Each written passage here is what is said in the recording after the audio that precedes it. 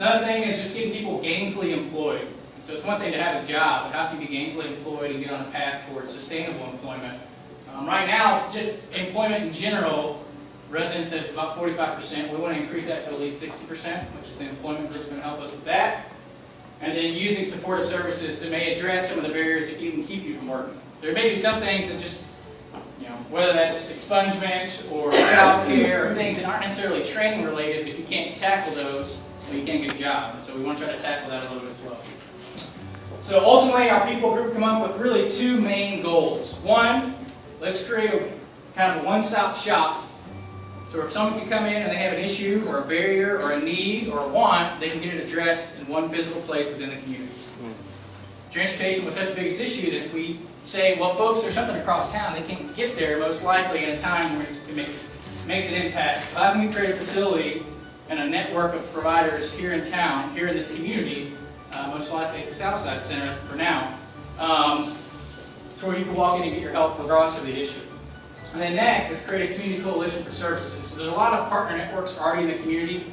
The Family Resource Center out of Napier, Serrano's got a network already, we've got a network. So how can we create one unified network to where they can constantly stay in touch with what their actual needs are in the community? So there's really three, the way we kind of came up with a plan based on the feedback of these meetings is we focus and centralize the topics down to three areas. One is what we're calling economic self-sufficiency.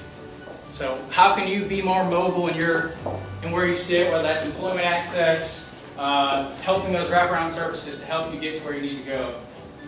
And so a lot of that we look at mostly census data. And some of the goals that we set is how can we within this entire community increase the take-home pay.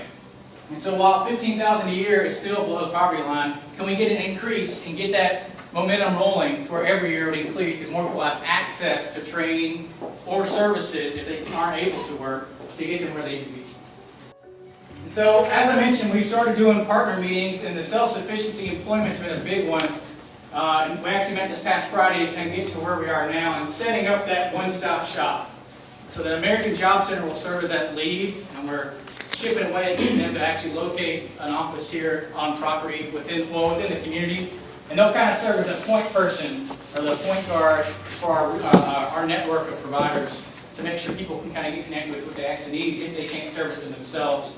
And the hope is that we can follow a flow to where if you were to walk in, a resident of the community in general, not tied to Napier and Suvicum, but anyone that lives in this community can come into this resource or one-stop shop, get evaluated for what your needs are. Are there barriers? Are there things that are preventing you from getting employment or whatever the case may be? Determine the next steps, whether that's through the American Job Center, Martha O'Brien, any of the providers are at the table, and then get you placed with either that provider or placed directly in employment. We hope to kind of follow that flow with this place. Where we're currently at with this process is making sure we have all the right people at the table. And it's kind of flowing into these three buckets. Pre-employment, employment, and post-employment are kind of advanced employment. And so we're not fully there yet. We've kind of gotten to this point and hope to continue with that group.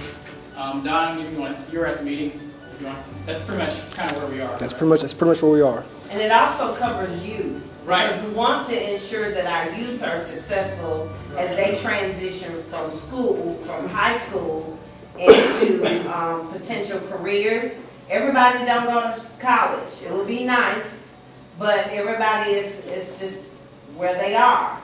And so we want to make sure that the transition from classrooms to careers are possible. So employment, we have opportunity now that starts at age 14.